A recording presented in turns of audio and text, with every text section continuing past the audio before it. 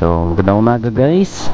5:45 sir, take out tayo. So, full tank na talaga siya doon. Si Sir EJ ang bahala sa ano natin para napakaganda talaga sa probinsya at napakalamig na simoy ng hangin. Bayan na tayo ng Rizal at nakaka 10 kilometers na tayo. Grabe, sarap sa bangking no? Woo! So, nakaka 33 kilometers na tayo. Wow! Dito na tayo ngayon sa Forest Garden. So ganyan ang tarawin dito. Babalik pa tayo ngayon, mga 90 kilometers yan. Tapos papapultak natin ulit. And then kukumputin natin kung magkano ang nagastos natin. Simpleng-simple yung ahon na no. Off-road pa yan.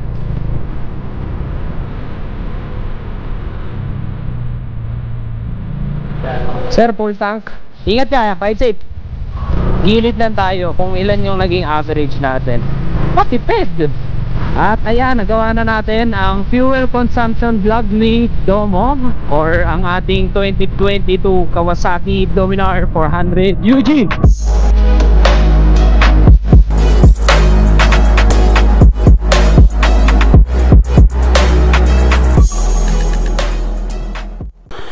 Ayan, so magandang umaga guys. It's Sir Troy, and for today's video mag-coffee ride tayo papuntang Pantabangan. Ito, papakita ko sa inyo yung accessories na nilagay ko rito sa ating Dominar, which is isa yung USB charger port. Napakainam at naisipan ko maglagay nito no dahil tayo isang vlogger, kailangan natin ng charger port para sa mga gadgets natin ano. So ngayon guys, pupunta tayo ng Pantabangan, mag-short ride tayo doon or coffee ride. Dahil alam nyo naman, after nating mag-review ng isang motor ay tinetesting natin or sinusukat natin yung fuel consumption ng motor na yun ano, kung sulit ba talaga at matipid. So ganun ang gagawin natin ngayon dito sa bago kong motor na Kawasaki Dominar 400 UG. Napakalamig ng umaga ngayon guys. So pupunta tayo ng ngayon, Forest Garden, at magkakape lang tayo doon. Susukatin natin yung 50 kilometers nito papunta ron at 50 kilometers pabalik. So total of 100 kilometers. And then pag uwi natin ay magpapa full tank tayo ulit. Manipis yata yung jacket na dala ko. Giginawin yata ako sa taas. So pagbalik natin ay papa-full tank natin siya at susukatin natin siya manual at dito sa kanyang average fuel consumption. Drop the gear and disappear. Yeah. Nanunuot yung lamig sa jacket ko. Uy, sama ka sir? Pangalan mo nga? EJ Vlogs ko. Biglang may dumating. Ayan mga sir, may biglang dumating. 5:45 sir, take off tayo. Kung may mga kasama wala no. Take off na kami. So yung meron pa kasing dalawa sana or tatlo na hinihintay na kasama hindi na nagparamdam. Wala, hindi pa siguro nagigising. So mauna na kami ni ayan si EJ Liit Vlogs. Bago natin ituloy ang vlog na to, magpapa full tank muna tayo. Alright, so papa-full tank tayo. Sir, unleaded full tank. Naku, medyo paubos pa naman yung tanke natin. Malaki-laki to. Pero sa bagay, para may magagamit tayo bukas dahil babiyahe tayo ng Payamansyon. Ayan, meron na kayong sa next vlog natin. Pupunta tayo ng Payamansyon bukas. Puno na rin no. So natatanaw lang yung gasolina natin. Usually kasi hanggang dito yan sa may lobby na to So ang gagawin natin ngayon ay i-reset natin ang trip 1. So trip 1 lang gagamitin natin. Pag ni-reset natin yung trip 1 na to, marireset na rin yung digital average fuel consumption. Yan, 11.1. Ayan, 00 na. So mag-i-start na tayo ng ating fuel consumption vlog. Sir, una ka ngayon para ikaw bahala sa pacing natin. Naku, hindi yata na full tank. Boss, agarin mo nga. I-open mo na lang. Hanggang dito sa may na to, yung hangganan nung yung hangganan dito nung susunod na nguso. Hindi, paibabawin mo na yung nakikita na yung okay lang naman yun. Para sagad na full tank. Alright, 600 yon. Yan. So ganyan na ang gasolina natin hanggang doon sa may susunod na nguso. Nakikita nyo ba? Ayan. So full tank na talaga siya doon sa ating tangke Ayan, so si Sir EJ ang bahala sa ano natin para ba nagpapainit pa ng gulong. Mukhang maglalaro ito sa Pantabangan. So siya ang bahala sa pacing natin. At ako naman magbablog lang. So ang gagawin natin ngayon guys ay yung pinakamatipid na paggamit lang natin dito kay Dominar. Gagawin lang natin siya yung pinakamatipid. Subukan pala natin. Kasi kung ganyan pala magpatakbo si Sir EJ, medyo mabilis din pala siya. Basta yung ano lang niya, average na matipid na walwal din. Nako, gaspol din pala si Sir EJ. Ay, napakaganda talaga sa probinsya. Look at that mga sir. Puro bukid, puro puno, at napakalamig na simoy ng hangin. Ang magiging riding style natin ngayon ay less preno-preno. Ano lang, minor lang. Makakatipid talaga tayo sa gas. Kasi yung ating ano ngayon, environment, walang masyadong sasakyan, hindi traffic. Medyo mapagpasano nito sa bundok kasi 6 AM pa lang. Actually meron ding ano dito guys, sea of clouds doon sa pupuntahan namin. So hindi ko lang sure kung meron pa ngayon. Usually kasi pag madilim-dilim pa yon, around 5 to 5:30 ganyan, or 4:30 to 5:30. Pero ngayon di ko lang sure kasi sinag na ang araw. So baka lusaw na rin yung sea of clouds doon sa taas. Bayan na tayo ng Rizal at nakaka 10 kilometers na tayo. Sakto. Okay, 19.6 kilometers na tayo. Sa performance naman nitong Dominar natin, goods na goods talaga ito kasi matipid ito dahil chain drive siya, manual transmission. Makokontrol mo yung power mo, no? Pwede kang mag-shift up agad ng maaga. Na, hello Pantabangan! Ang ganda-ganda! Gustong-gusto ko nang makasama si Maming sa ride. Ang sarap pang enjoy ng tanawing ganyan hanggat wala pang masyadong mga bahay-bahay, ano? Kasi balang araw, 10, 20 years, may mga marami-raming bahay na rin dito. Wow! Woohoo! Sobrang lapit na lang ng bundok sa akin kahit maliit lang siya. Ay grabe, sarap sa bangking no, no? Ito po, oh. Woo! Pagmasdan nyo naman, napakaganda-ganda, oh.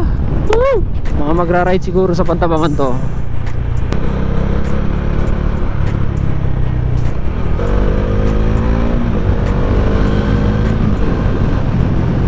Ako, hindi rin tayo makakatipid na ito mga sir. Medyo nag-e-enjoy na ako.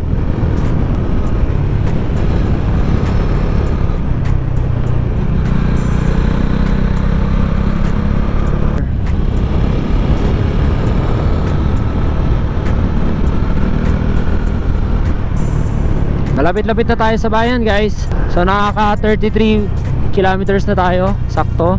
Okay, so bayan na tayo ulit ng Pantabangan. So malapit lang talaga yung pupuntahan natin. Ano lang, Malbang, kilometer 9 Malbang, Pantabangan, Forest Garden. Ayan, napakaganda kasi ng tanawin din doon. So actually tipid din talaga yung ano guys, tipid din yung paggamit natin sa Dominar kasi maaga tayo nagsishift, less ang preno. So 36 kilometers. Right, una ulit si Sir EJ. Ang aliwalas ng kalsada rito. Ang kinis-kinis pa.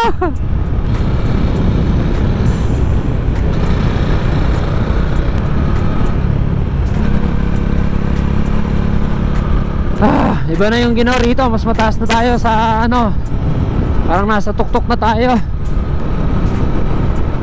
Wow! May sea of clouds pa. Grabe ang tuloy ng Click 150. Hindi tayo iniwan ni Sir EJ. Alright, ganda mga sir. Woo! Forest Garden it is. Yan, this way to Forest Garden. Forest Garden. At dahil may sumama sa atin at nag-iisa lang, ililibre natin si Sir EJ ng kape. Alright guys, so andito na tayo ngayon sa taas na Forest Garden. So ganyan ang tarawin dito. Ayan, at kasama natin si Sir EJ Liit Vlogs. Ayan. Makakasama namin, hindi nagising. So papa time.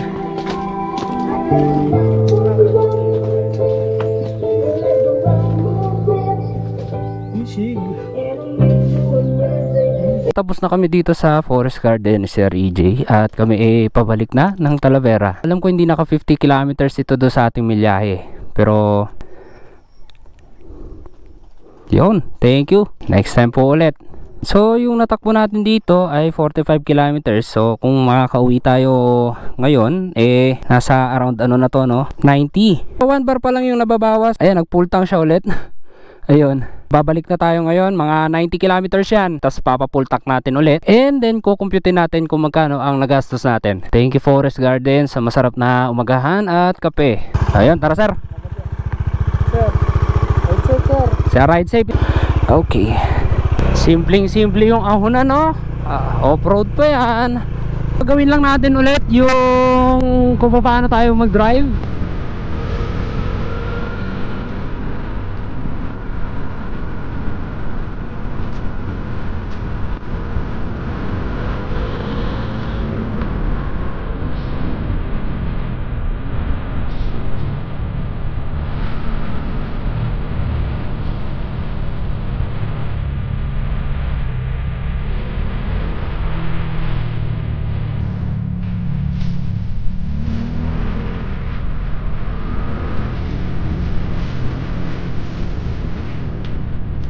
Okay, so bayan na tayo ulit ng Pantabangan, 53.7 kilometers.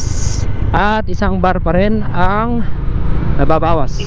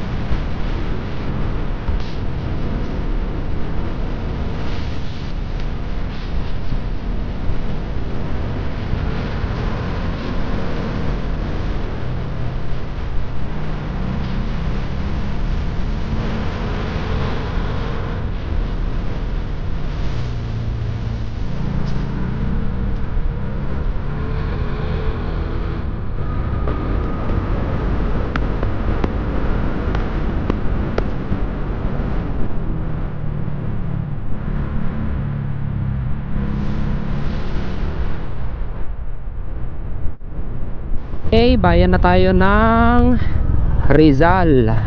Ayan, 70.5 kilometers at 2 bar na ang nabawas.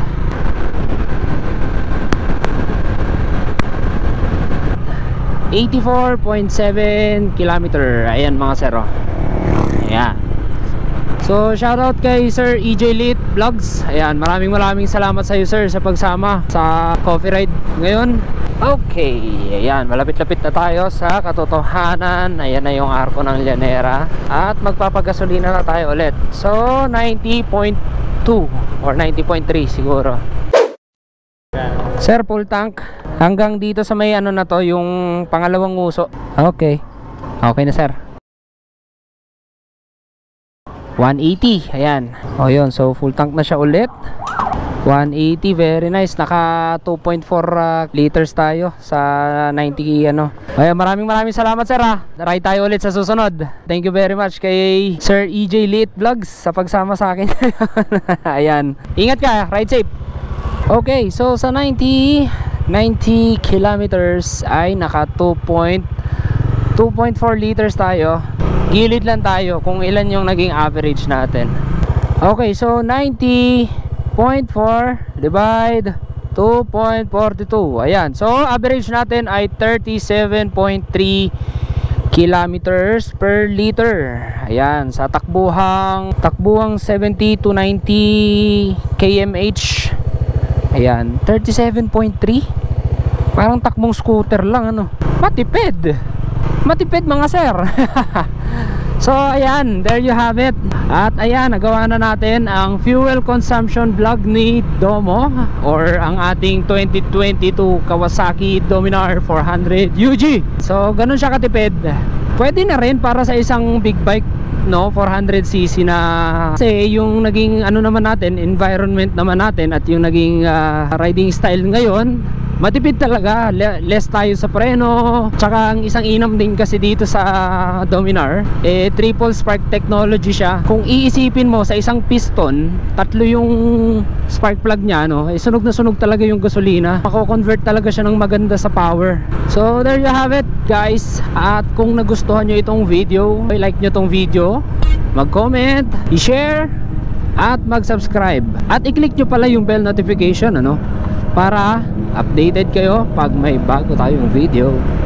Ride safe and see you on my next one.